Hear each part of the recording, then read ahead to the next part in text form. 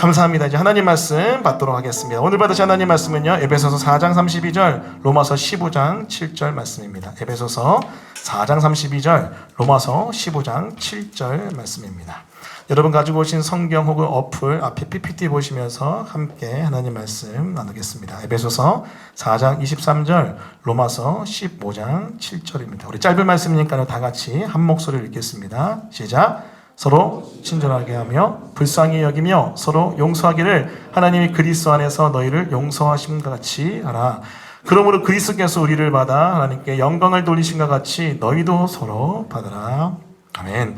오늘 말씀은요, 에베소서 4장 32절, 로마서 15장 7절 말씀을 본문으로 복음 중심상 6번째 시간입니다. 복음은 용서하고 용납한다. 복음은 용서하고 용납한다는 제목의 하나님 말씀을 증거하겠습니다. 여러분, 작년에 나온 책 혹시 송기령 씨가 쓴 핵개인의 시대라는 책 혹시 알고 계십니까? 시대예보라는 거창한 타이틀을 통해서 한 시대의 흐름을 파악하는 어떤 메시지를 전달하려고 하는 이 송기령 씨는 작년에는 핵개인의 시대가 도달했다라고 이 책을 통해서 선언했습니다. 그리고 더불어서 올해는요, 호명사회라는 책을 내면서 또다시 시대의 흐름을 이야기했습니다. 자, 핵개인의 시대, 여러분 잠깐 소개하자면요, 이 고령화되고 지능화되는 이 시대에 이 직업, 업에 대한 정의가 바뀌기 시작했대요. 그러면서 각자 개인이 주체성을 가지고 이 개인의 삶을 능동적으로 이끌어가는 그 한 사람 한 사람이 앞으로 시대를 이끌 거다라고 하는 것이 이 핵개인의 시대의 아주 중요한 포인트입니다. 소위 말하는 핵가족이 아니라 이제 핵개인이라는 거예요. 포인트는 주체성, 능동성입니다.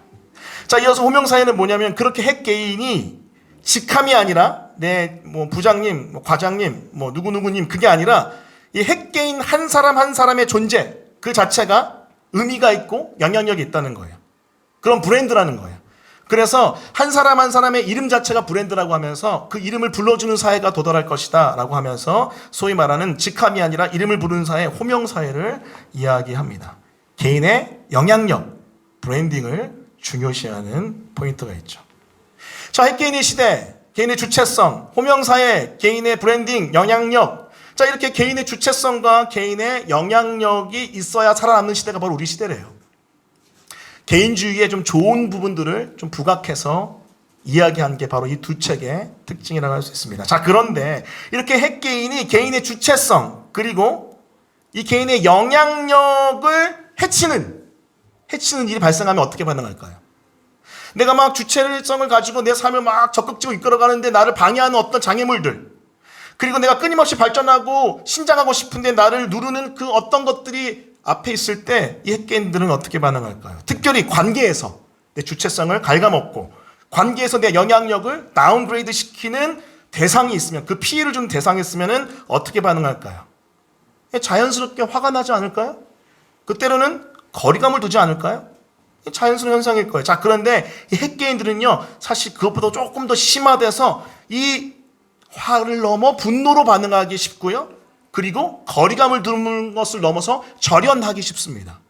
소위 말하는 이 핵개인의 시대의 호명사회의 이 한 사람 한 사람은요, 다른 사람을 향해서 특히 자신의 영향력과 주체성을 방해하는, 해를 입히는 사람을 향해서 분노 혹은 절연할 수 있는 경향성이 굉장히 크다. 그것이 바로 제가 이 내용들을 살펴보면서 깨달은 아주 중요한 포인트입니다. 여러분도 있지 않아요? 여러분의 주체성과 여러분의 영향력을 방해하는 사람들이 등장할 때 여러분 어떡하십니까? 솔직히 요즘은 분노하는 것도 있지만은 그냥 관계 끊어버리는 경우가 많은 것 같아요. 절연해버리는 경우. 많지 않습니까? 떠올려보세요. 내가 끊어버렸던 그 관계들. 너무 많지 않나요? 자, 그런데 여러분, 이것이 바로 이 시대의 흐름이라 하는데, 이 시대의 사조라고 하는데 과연 성경적일까요? 핵개인의 시대, 그리고 호명사회의 시대에는 이렇게 절연하고 분노하여 나의 영향력과 나의 주체성을 끊임없이 붙들려고 하는 흐름이 있다는데 이게 과연 성경적이냐는 거예요. 여러분, 성경은 이렇게 얘기합니다. 우리 마태복음 5장 43절 44절 같이 한번 읽겠습니다. 시작. 또 내 이웃을 사랑하고 내 원수를 미워하라 하였다는 것을 너희가 들었으나 나는 너희에게 이르노니 너희 원수를 사랑하며 너희를 박해하는 자를 위하여 기도하라. 뭘 얘기합니까? 여러분, 원수를 사랑하래요. 그리고 박해하는 자를 위해 기도하래요. 분노하는 것이 아니라, 그리고 여러분 절연하는 것이 아니라 사랑하래요. 또 위에서 기도하래요. 성경은요, 이 시대의 정신과 정반대를 이야기하고 있습니다. 물론 화낼 수 있죠. 잠시 여유를 갖기 위해서 거리를 멀리 떨어뜨릴 수 있죠. 하지만 성경은요, 분노하거나 절연하면서 관계를 저버리는 것을 결코 지지하지 않습니다. 전혀요. 오히려 반대로 원수를 사랑하래요. 그리고 박해하는 자를 위해 기도하는 게 성경의 정신입니다. 여러분, 이게 어떻게 가능할까요? 어떻게 분노가 아니라 사랑하고, 어떻게 여러분 절연이 아니라 끝까지 품는 게 가능할까요? 이 모든 것은요, 바로 복음으로만 가능한 줄 믿습니다. 따라해 보겠습니다. 복음은 모든 것을 변화시킨다. 다시 한번, 복음은 모든 것을 변화시킨다. 맞아요, 여러분. 복음이 있다면 우리는요, 그 절연이 아니라 끝까지 품는 마음, 그리고 분노가 아니라 끌어안는 마음을 갖게 될 줄 믿습니다. 여러분, 복음이 무엇입니까? 우리는 계속 복음 중심 삶에서 이 도표를 통해 복음을 증거합니다. 복음은 여러분, 하나님의 그 진리의 말씀을 듣는 가운데 나의 육신과 죄성에 대한 인식이 깨달아지고, 그리고 하나님의 거룩하심에 대한 인식이 팝업되면서 여러분, 복음이 우리 안에 들어오는 거 아니에요? 하나님은 너무 거룩한데 나는 너무 더러워요. 하지만 여러분, 그래서 저주가 임한 것이 아니라 그 사랑의 하나님의 그 은혜로 나의 악함과 약함과 부족함을 끌어안으신 그 복음이 있기 때문에 우리는 이 둘 사이의 간격을 은혜로 메울 수 있다는 거죠. 소위 말하는 나는 생각보다 더 죄인이지만 하나님은 생각보다 더 사랑하신다. 이것이 바로 가스펠 복음입니다. 따라해 보겠습니다. 나는 생각보다 더 죄인이지만 하나님은 생각보다 더 사랑하신다. 자, 이게 복음인데 이것을 관계에 적용해 보자고요. 이것을 여러분, 우리가 절연하는 것에, 분노하는 것에 적용해 보자고요. 왜 분노하거나 왜 절연할까요? 이유는 이렇습니다. 내가 생각보다 덜 죄인이라고 생각해서 그래요. 내가 덜 죄인이라고 여겨서. 그래서 나는 이젠 괜찮은 사람이야. 나 이제 좀 괜찮네. 자기 의 가운데 빠져 있어서 다른 사람을 향해 어떡합니까? 교만하여 판단하여 정죄할 때 이런 미움과 분노와 절연의 상태가 나타날 수 있죠. 또 한편으로는 하나님이 저 영혼을 정말 너무나도 사랑하신다는 것을, 나를 사랑하시는 그 사랑으로 그 영혼도 사랑하신다는 것을 우리가 찾고 있기 때문에 이러한 복음적이지 않은 절연과 분노를 나타낼 수 있는 거죠. 오늘은 이 내용을 가지고 한번 좀 자세하게 현미경 들여다보듯이 우리 내면을 살펴봤으면 좋겠습니다. 여러분, 기억하십시오. 복음은 모든 것을 변화시킵니다. 복음은요, 우리의 관계조차도, 이룰 수 없는 원수 사랑조차도, 박해하는 자들 위한 기도하는 것조차도 하나님께서 이렇게 일으켜서 하게 하실 줄 믿습니다. 그 능력이 오늘 말씀을 통하여 여러분 가운데 임하기를 예수님 이름으로 축원합니다. 아멘. 자, 그러면은 오늘 말씀은요, 좀 특별히 마태복음에 있는 여러분이 잘 아시는 1만 달란트 빚진 자의 비유를 좀 자세히 살펴보면서 말씀을 전개해 보려고 해요. 이 내용을 달고 싶지만 너무 많아서 앞두절만 읽고 여러분 내용을 좀 아시는 내용이니까 제가 설명하면서 오늘 설교를 진행하겠습니다. 우리 마태복음 18장 21절 22절 같이 한번 읽어볼게요. 자, 시작. 그때 베드로가 나와 이르되 주의 형제가 내게 죄를 범하면 몇 번이나 용서해 주리까? 7번까지 하오리까? 예수께서 이르시되 내게 이르노니 7번뿐 아니라 70번까지도 할지니라. 아멘. 여러분, 베드로가 나와서 예수님께 묻습니다. 누가 나한테 죄를 범하였는데 7번 정도 용서하면 되겠습니까? 라고 얘기했어요. 근데 예수님 뭐라고 말씀하십니까? 7 곱하기 70번 490번을 얘기해요. 여러분, 근데 그 490이 아니라 7 곱하기 7 곱하기 10이잖아요. 이것은 만수들입니다. 7, 7, 10. 이건 여러분 히브리 사고에서 만수예요. 결국 무슨 말이냐면은 끊임없이 용서라는 거예요. 여러분, 어떻게 이렇게 끊임없이 용서하고 또 용서하고 용납할 수 있습니까?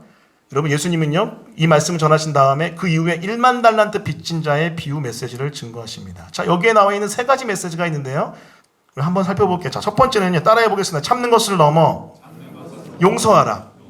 자, 여러분, 이 메시지는 뭐냐면요, 베드로가 예수님께 자신에게 죄 지은 자 몇 번까지 용서해야 되는지 제한된 7번 숫자를 가지고 찾아왔죠.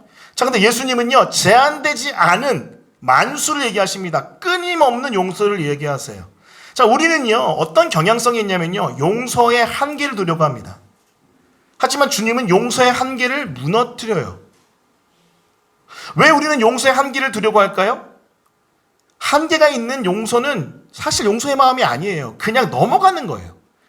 여러분 성경에 나와 있는 용어를 보면요, 이 마태복음 18장 26절 29절에 이렇게 이야기해요. 내게 참으소서 다 갚으리이다.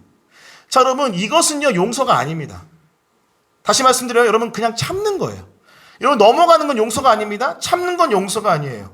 여전히 내 마음에 죄 지은 대상에 대한 미움이 가득 존재합니다. 언제요? 참을 때. 언제요? 넘어갈 때. 참는 건 한계가 있습니다. 언젠간 그 바닥에 드러나요. 빵 하고 터집니다. 자, 하지만 용서는 다릅니다. 용서는 어떤 것입니까? 용서는 한계가 없습니다. 자, 왜 그렇죠? 자, 잘 들어보세요. 죄 지은 자의 죄를 없애줬어요. 사해줬잖아요. 용서가 뭐예요? 죄를 사해준 거잖아요. 그 죄를 없애준 거기 때문에 미움의 마음도 사라집니다. 그래서 매번 새롭게 용서할 수 있는 거예요. 다시요. 참는 거는 꾹 누르는 거지만 용서는 뭐예요? 죄를 없애주는 거예요. 그렇기 때문에 참는 것은요 빵 터지지만은 용서는 무엇입니까? 계속해서 반복하여 할 수 있는 것이 바로 용서예요. 그것이 바로 여러분 우리 주님이 우리에게 말씀하신 내용입니다. 무엇입니까? 참지 말고 용서하는 거예요. 사랑하는 성도 여러분, 혹시 참고 있는 거 아니에요? 참으니까 빵 터지는 거예요. 참는 게 아니라 용서하는 것, 그것이 바로 성경의 메시지입니다. 자, 그렇다면 여러분 이렇게 용서를 하려면 어떤 마음이 있어야 될까요? 자, 두 번째요. 따라해 보겠습니다. 긍휼이 용서를 낳는다. 긍휼, 컴패션이 용서를 낳습니다. 긍휼이 무엇입니까? 자, 이 말씀 보니까요 이런 비유가 또 계속해서 등장해요. 무자비한 종이 무자비한 종의 천국 비유, 1만 달란트 이 천국 비유에서 임금이 이 종의 빚 얼마를 용서해 주냐면요 1만 달란트를 용서해 줘요. 여러분 1만 달란트가 얼마인 줄 아세요? 지금 돈으로 환산하니까 20조에서 30조래요. 여러분 사실 이거 말도 안 되는 거예요. 어마어마한 여러분 빚을 청산해 줍니다. 탕감해 줍니다. 근데 왜 그런 줄 아세요? 이 대상이 잘해서가 아니에요. 뭔가 있어서가 아닙니다. 딱 하나예요. 성경은요 불쌍해 보여서 그렇게 됩니다. 긍휼한 마음 때문에 용서한 거예요. 임금의 마음속에 있는 이 긍휼이 용서를 낳은 거죠. 여러분 성경이 말하는 긍휼은요 인간적인 동정과 다릅니다. 자, 참는다는 것은요 인간적 동정과 좀 닮아 있어요. 여러분 인간적 동정은 뭐예요? 외부로부터 떨어져 있어요. 아, 그래 그럴 수 있겠지 하면서 꾹 누르는 게 바로 인간적 동정, 참는 거예요. 하지만 여러분 긍휼은 뭡니까? 긍휼은 그들의 아픔에 동참하는 거예요. 그들의 아픔이 내 아픔인 거예요. 여러분 그 가운데 마음이 찢어지는 거예요. 마음에 아픔이 있는 거예요. 소위 말하는 컴패션, 같이, 패션, 고난을 겪는 거예요. 함께 아파하며 찢어지는 마음이 이 긍휼이 용서를 낳는 겁니다. 해야만 하기 때문에 결단했다고 애쓴다고 용서가 되는 게 아닙니다. 그들의 아픔을 내 아픔으로 여겨야 용서가 됩니다. 그래야 함께 아파하며 용서할 수 있죠. 용서하기 원하십니까? 긍휼의 마음을 구해야 돼요. 그들과 함께 아파하며 그들의 눈물을 같이 흘리며 용서할 수 있는 것이죠. 근데 그럼 이게 어떻게 되냐고요? 이게 사실 말이 안 되지. 원수인데 어떻게 긍휼히 여겨? 그렇죠? 참는 게 낫지. 아니 참는 게 다행이지. 동정하는 게 다행이지. 어떻게 여러분 용서하고 어떻게 함께 아파할 수 있습니까? 그 이유가 세 번째 등장이에요. 자, 세 번째, 나의 죄인됨과 하나님의 은혜를 잊을 때 용서가 사라져요. 반대로 내가 그들과 똑같은 죄인이고 내가 그들과 똑같은 악한 사람인 걸 깨달을 때, 또 한편으로는 그들도 나와 똑같이 하나님의 은혜로 구원받은 자고 하나님의 은혜가 그들 가운데 부어졌다는 걸 알면은요 우리는 긍휼한 마음을 가지면서 용서할 수 있다는 겁니다. 자, 그럼 만달란트 빚을 탕감받는 종은요 사실 60만 분의 1이래요. 뭐가요? 100다네리온이. 그 종의 친구가 자기한테 진 빚 100데나리온이요 자기가 왕한테 진 빚 만달란트에 비교하면요 60만 분의 1이에요. 그럼 말도 안 되는 거죠. 자, 그것을 안 갚는다고 고소하고 따지고 묻죠. 자, 그것을 알았던 임금은요 이 탕감받은 종을요 감옥에 가두어 버립니다. 왜 만달란트 탕감받은 종은 비교할 수 없을 정도로 작은 빚을 진 이 동료에게 탕감해주는 용서와 은혜를 베푸지 않았을까요? 그것은요 여러분 잘 들어보십시오. 은혜를 잊었기 때문에 그래요. 무슨 은혜를 잊었을까요? 자기의 만달란트 탕감받은 은혜를 잊은 거예요. 여러분 기억하시죠? 특히 여러분 교회생활 오래 하신 분들, 복음이 너무 익숙한 분들, 은혜가 너무 자연스러운 분들 기억하세요? 은혜를 잊고 은혜를 당연히 여기고 은혜가 권리인 줄 알고 착각할 때, 다시요, 은혜를 잊고 그래서 은혜가 당연해지고 은혜가 권리인 줄 알고 착각할 때 용서라는 은혜를 베풀 수가 없습니다. 내가 얼마나 큰 은혜를 받았는지 매 순간 기억하고 감사할 때야 비로소 용서할 수 있죠. 여러분, 그렇기 때문에 왜 용서하기 힘드냐면요, 여러분, 은혜를 권리라고 생각해서 그래요. 은혜를 당연한 거라고 생각해서 그래요. 여러분, 은혜는 당연한 게 아닙니다. 은혜는 말도 안 되는 하나님의 희생과 아껴주심이 있는 말 그대로 은혜, grace입니다. 그렇기 때문에 여러분에게 도전합니다. 여러분, 다른 사람이 나에게 해코지하고 나에게 악한 것을 행할 때 여러분 어떻게 용서할 수 있어요? 저 사람 진짜 나쁜 사람이잖아요. 근데 여러분, 그걸 알아야 돼요. 나도 나쁜 사람이에요. 나도 악한 자예요. 누구 앞에서요? 하나님 앞에서. 진짜 나쁜 사람인데 사실 나도 하나님 앞에 서면은 보잘것없는 악한 죄인이라는 거예요. 근데 내가 어떻게 구원받았어요? 그리고 여러분, 이 죄인임에도 불구하고 하나님이 어떻게 하세요? 계속해서 용서하시고 용납하시고 사랑을 베푸시죠. 그것을 깊이 아는 자들은 그들을 품어볼 수 있는 거죠. 긍휼히 여기면서 용서할 수 있는 것입니다. 이것이 바로 용서의 거룩한 패턴입니다. 사랑하는 성도 여러분, 복음은요, 용서하고 용납하게 되는데 어떻게 해요? 참는 것 동정은 용서가 아닙니다. 진짜 긍휼히 여길 때 어떻게 긍휼히 여겨요? 그도 죄인이고 나도 죄인이다. 근데 나는 하나님께 은혜로 구원받았는데 그도 은혜로 구원받는 것이다. 이것을 깊이, 이 복음을 깊이 새길 때 복음 중심 삶으로서 우리는 용서하고 용납할 수 있는 줄 믿습니다. 할렐루야. 이게 바로 복음의 파워예요. 복음의 파워. 사실 오늘 설교는 어렵습니다. 쉽지 않아요. 여러분, 다시 한번 떠올려 보세요. 그 인간들, 그 사람들 떠올려 보세요. 분노가 끓어오르지 않습니까? 다시는 얼굴 보고 싶지 않지 않습니까? 그럴 수 있죠. 하지만 어떡하죠? 성경은 분노하거나 절연을 얘기하지 않습니다. 원수를 사랑하래요. 아우, 진짜 힘들어. 그렇죠? 하지만 복음이 있다면 우리는 한 걸음 한 걸음 나아가 볼 수 있는 거예요. 자, 그렇다면 좀 더 구체적으로 복음이 가르치는 용서가 무엇인지 한번, 또 그 다음 용납이 무엇인지 한번 살펴볼게요. 자, 복음은 용서하는데요. 에베소서 4장 32절 말씀 다 같이 큰 목소리 한번 읽어보겠습니다. 여러분 읽어주세요. 자, 시작.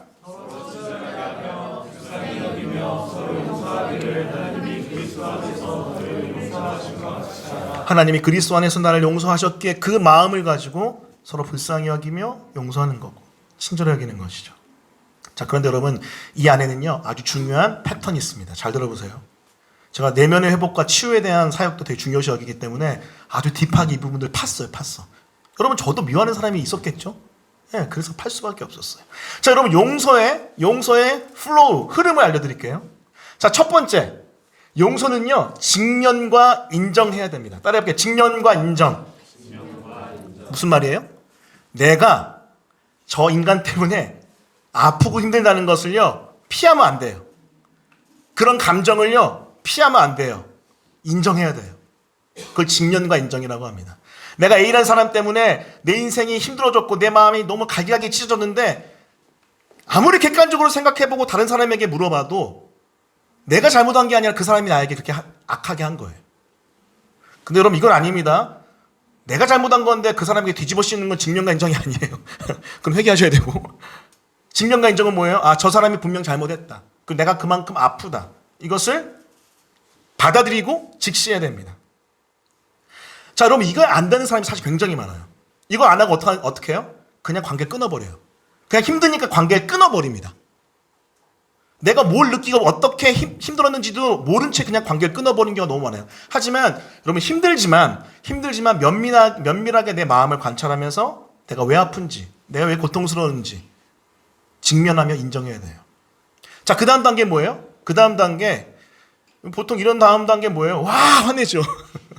와, 끊어버리던가. 그게 아니라 우리는 복음 중심적 삶을 사니까 누구에게 가져가요? 하나님께 가져가는 거예요. 그래서 하나님께 뭐예요? 고백해요. 뭘 고백할까요? 하나님, 힘들어요.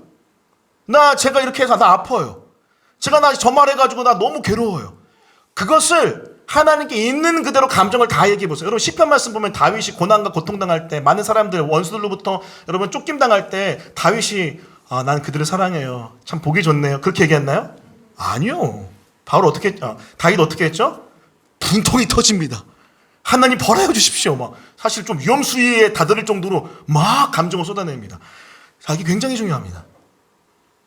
우리의 감정과 우리의 아픔을 직면하고 인정하는 걸 넘어서서 하나님께 다 쏟아내요. 다 쏟아내는 이유는 뭐예요? 하나님, 이 모든 것은 하나님이 다 해주셔야 됩니다. 하나님이 모든 것을 이끌어 주셔야 됩니다 하고 하면서 내 감정조차도 회복이 하나님께 있고 이 모든 상황조차 하나님께 있기 때문에 그 하나님께 주권을 맡겨드리며 다 고백해야 돼요.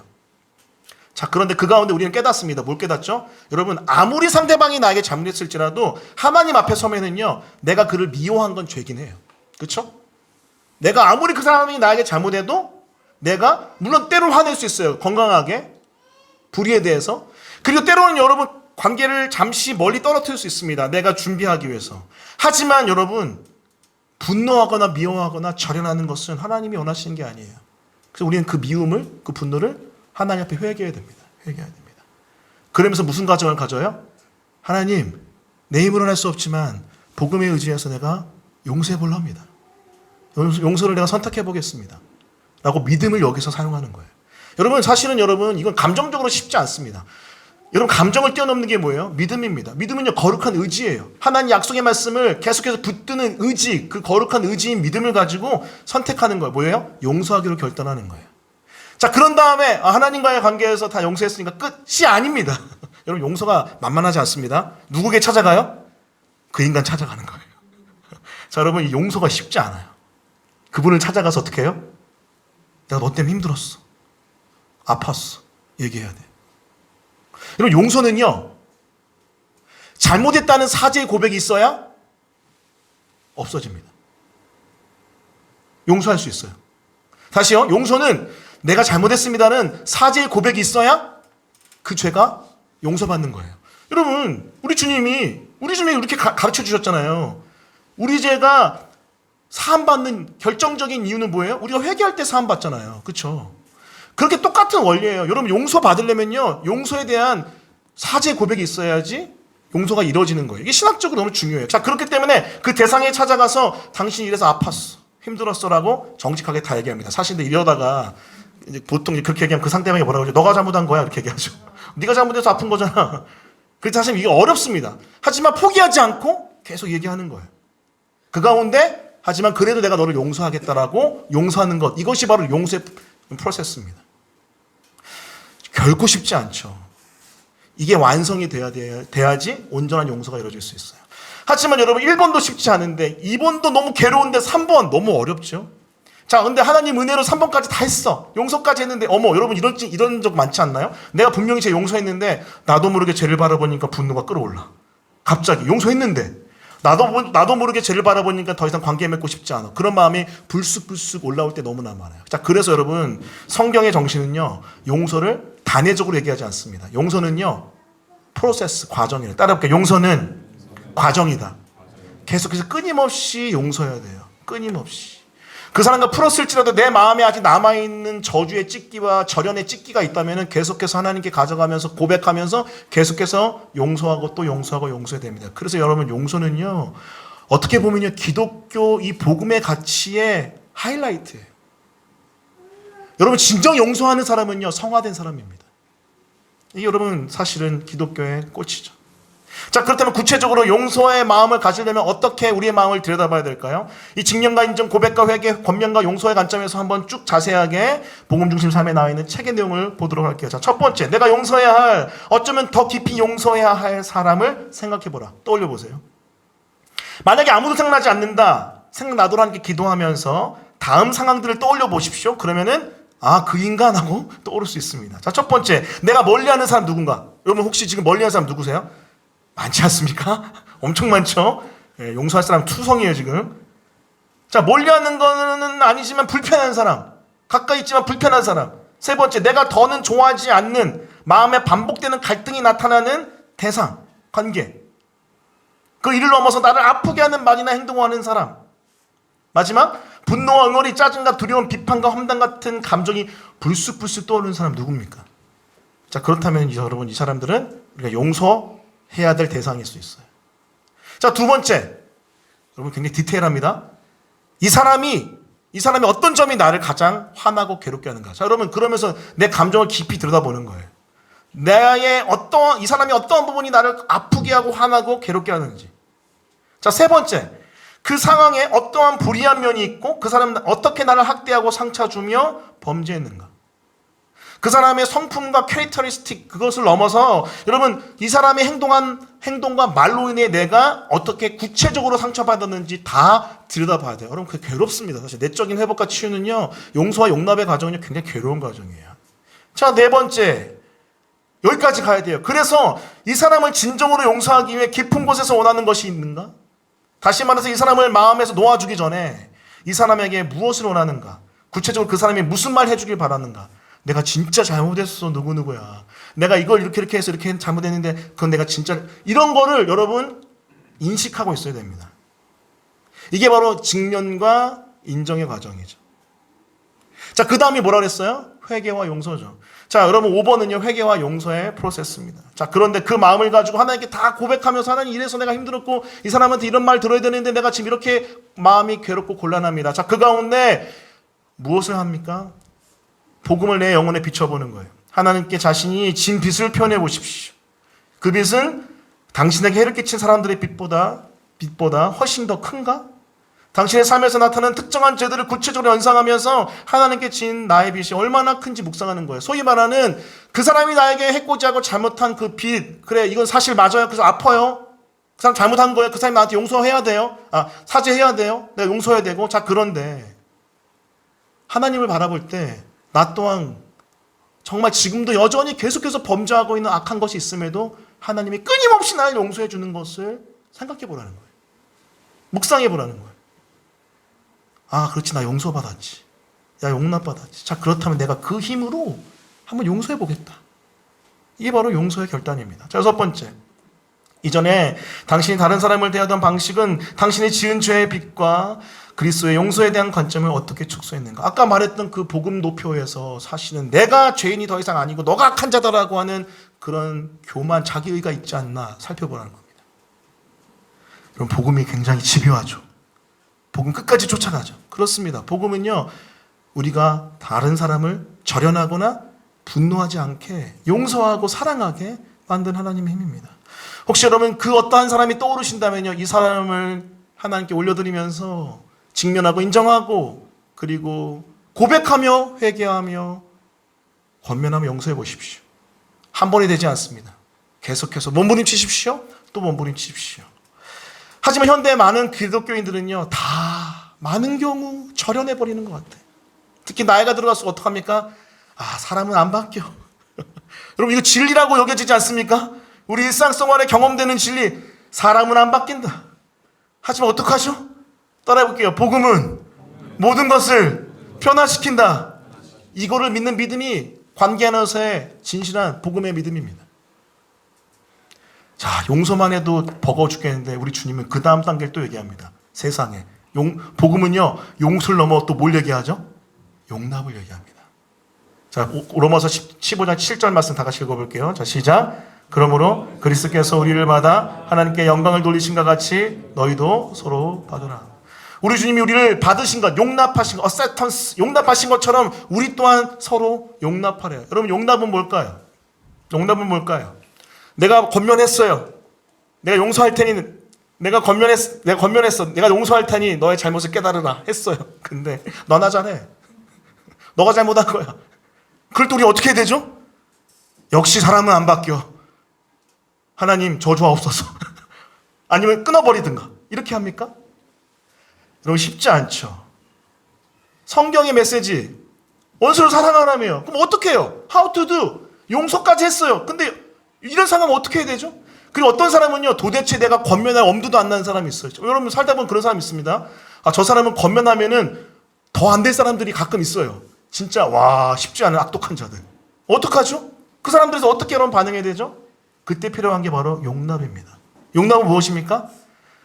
용서를 뛰어넘어서 점프해서 그냥 와락 안아버리는 거예요.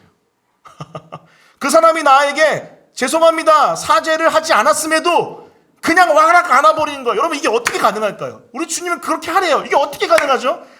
이 말씀이 있어서 가능한 거예요. 로마서 5장 8절 말씀 같이 한번 읽어보겠습니다. 우리 큰 목소리로 읽겠습니다. 자, 시작. 우리가 아직 죄인 되었을 때 그리스도께서 우리를 위하여 죽으심으로 하나님께서 우리에 대한 자기의 사랑을 확증하셨느니라. 하나님이 자신의 아들 예수 그리스도를 십자가에 저주하면서 죽이면서까지 우리를 용서하시고 용납하셨잖아요. 자, 근데 언제요? 언제 그랬죠? 우리가 아직 죄인 되었을 때. 용서를 구했을 때? 아니에요. 죄인 되었을 때. 좀 그럴 법할 때? 아니에요. 죄덩어리였을 때, 진노와 죽음 덩어리였을 때, 하나님을 향하여 삿대질하면서 내가 하나님이다라고 말도 안 되는 악한 나중심주의의 범죄를 저질렀을 그때 그냥 와라고 와서 끌어안고 죽고 부활해서 우리를 구원하신 게 복음 아니에요?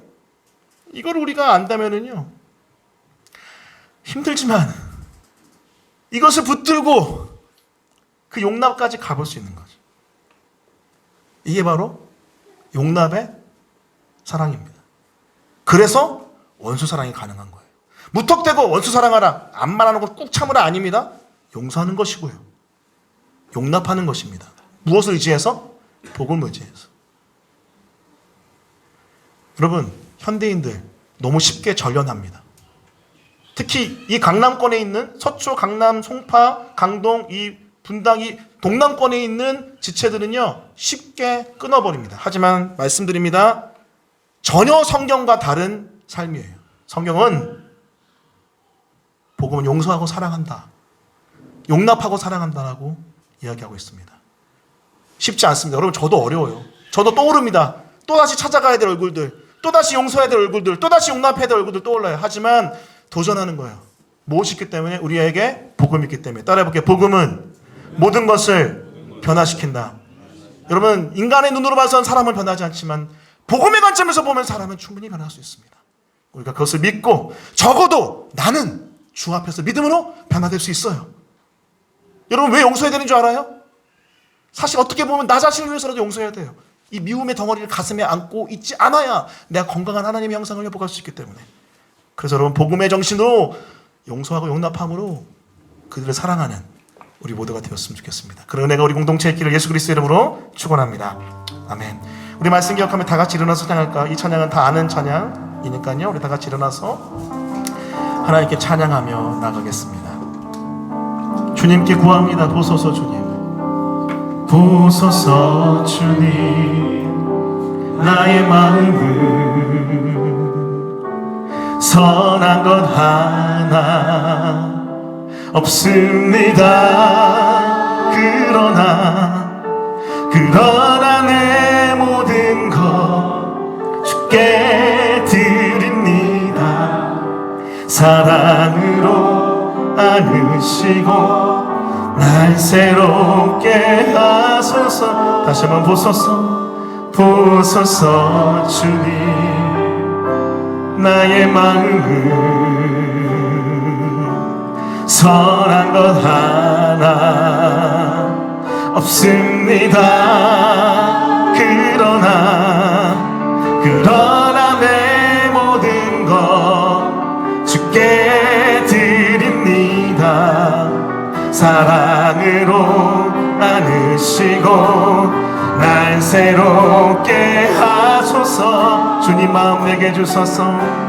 주님 마음 내게 주소서. 내 아버지 주님 마음 내게 주소서. 나를 향하신 주님의 뜻이 이루어지도록 주님 마음 내게 다시 한번 보소서 주님. 오직 주님의 능력으로 보소서 주님. 나의 마음을 선한 것이 하나도 없습니다. 선한 것 하나 없습니다. 그러나 내 모든 것 주께 드림. 사랑으로 안으시고 날 새롭게 하소서. 주님 마음 내게 주소서. 주님 마음 내게 주소서. 내 아버지 주님 마음 내게 주소서.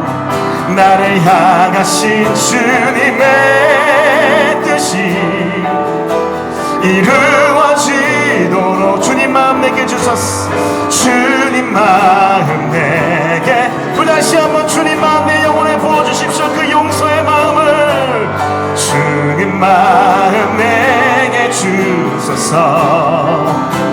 내 아버지 주님 마음 내게 주소서.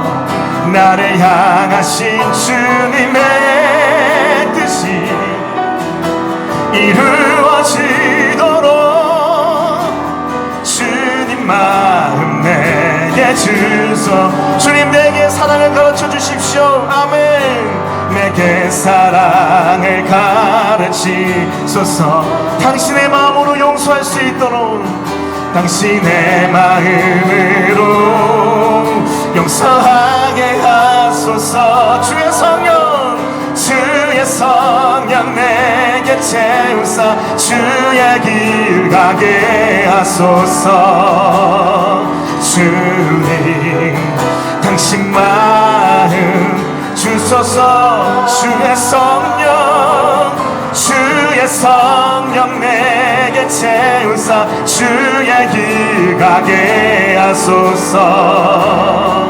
주님 당신 마음 주소서. 우리 마지막 다시 한번 주님 마음 내게 주소서. 내 아버지 주님 마음 내게 주소서. 나를 향하신 주님의 뜻이 이루어지도록 주님 마음 내게 이 시간 말씀 기억하며 합심하여 통성으로 기도하며 나갈 때 그렇습니다. 세상의 흐름과 현대의 사조는 하나님 분노하고 절연을 얘기하지만 우리 주님은 사랑하라고 말씀하십니다. 어떻게 원수를 사랑할 수 있습니까? 십자가 사랑을 지하여 용서하고 용납할 때 그렇게 사랑할 수 있습니다. 주님 나 힘으로는 할 수 없사오니 그 영혼을 향한 긍휼의 마음, 내가 얼마나 큰 주인임을 다시 한번 깊이 깨닫고 묵상하며 나에게 주시는 내가 얼마나 큰지를 깨달으며 그 영혼을 품는 용서와 용납의 사람 될 수 있도록 도와달라고 하나님께 간절한 마음으로 통성으로 기도하겠습니다. 기도합니다. 하나님 아버지, 이 시간 우리가 용서와 용납의 사람이 되기 원합니다. 우리 힘으로 낼 수 없습니다. 나를 아프게 하고 나를 괴롭히게 했던, 나를 고통스럽게 했던 그 사람을 내가 어떻게 용서하고 용납할 수 있겠습니까? 하오나 하나님 아버지, 내가 아픔을 주께 고백합니다. 내가 슬픔을 주께 고백합니다. 그러면 주님 앞에 회개합니다. 주님 앞에 주의 사랑을 묵상합니다. 주님의 그 크신 은혜와 나의 연약함을 아버지 기억하며 주님의 그 사랑 앞에서 내가 알며 녹습니다. 하나님 그 사랑을 지하여, 쉽지 않지만 그 사랑을 지하여 용서합니다. 그 사랑을 지하여 용납합니다. 오 주님 붙잡아 주십시오. 우리의 마음에 하늘의 마음을 허락하여 주셔서 하나님 용서하고 용납하는 하나님의 사람으로 내 심령이 거듭날 수 있도록 붙잡아 주시고 함께하여 주십시오. 붙잡아 주시고 함께하여 주십시오.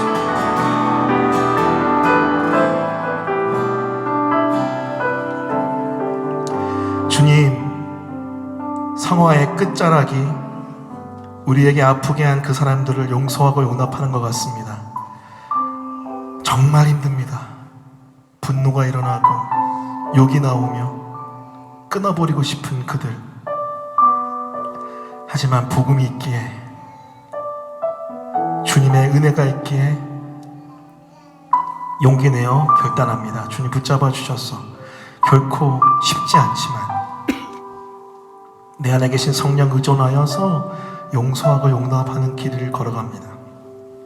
한 번에 되지 않기에 내 힘으로는 더 안 됩니다. 성령이여 도와주십시오. 이 용서의 길을, 이 용납의 길을 쉽지 않지만 걸어갈 수 있도록 도와주시고 함께 해주십시오. 그렇게 하실 주님을 기대하며 예수님의 이름으로 기도합니다. 아멘. 지금 우리 구주 예수 그리스도의 은혜와 하늘아버지의 사랑과 성령님의 함께 하심이 복음 안에서 용서하고 용납하기로 기도하고 결단한 간구한 우리 모든 영혼들 머리에 지금부터 영원까지 함께 있을지어다. 아멘.